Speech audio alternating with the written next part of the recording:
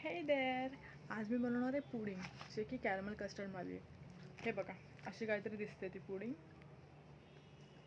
जे की ready to make आहे. फक्त थोडेसे कष्ट करायचे आहेत. पण खोलून बघूया आतमध्ये. तर ही त्याची पावडर आहे आणि हे त्याचं ते कॅरमल सिरप. अगोदर मी बनवतो, नंतर तुम्हाला स्टेप बाय स्टेप सांगतो.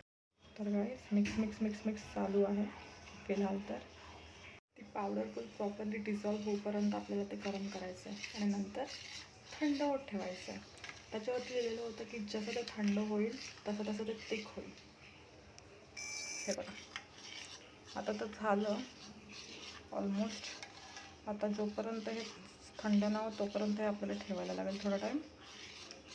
जे पॅकेटवर इन्स्ट्रक्शन्स दिलेत मी तेच फॉलो करते. आता मी गरम करून ते थंड होत ठेवलं आहे. ह्याच्यावरती दिलं की जोपर्यंत ते थंड होईल तोपर्यंत ते अजून थिक होईल. तर आपण वेट करूया ते व्हायची. मग त्याच्यानंतर आपल्याला कॅरमल कस्टर्डचा तो सिरप तर दिलाच आहे, तो टाकायचा आणि त्याच्यावरती पुडिंग टाकून ते फ्रीज होत ठेवायचं. तो आय थिंक इट्स रेडी. आता मोल्डमध्ये टाकूया. तो इसी के साथ मोल्डिंग भी हो चुकी है. अभी इसको रेफ्रिजरेट करना पडेगा. तर गाईस, हे बघा, इनमोल्ड हे असं दिसतंय, प्रॉपरली सेट झालेलं आहे. आता आपण हे अनमोल्ड करूया.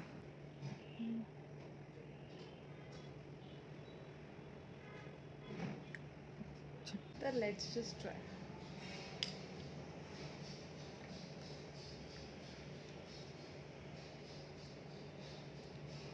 ठीक आहे, जसं विकतसारखंच लागतंय, पण दुधाची जास्त टेस्ट लागते याच्यामध्ये. पण काय ना, ओव्हरऑल ठीक आहे. आता घरी अजून तुम्हाला कसं पाहिजे, बट असं आहे, काम चलावं आहे. ट्राय करू शकता तुम्ही जर तुमच्या तेवढे कष्ट आहेत तर. पण ह्या गलतफहमीमध्ये राहू नका की हे फक्त अर्धा एक तासात बनणार नाही. यासाठी मला पूर्ण 2 तास लागलेत. आधी दूध उबालो, त्याच्यानंतर ही पाउडर डालो, उसके बाद उसको घाटलो, फिर उसके बाद में वो ठंडा होने तक रुको. ते थंड होने के बाद त्याला सेट करत वेगळं ठेवा.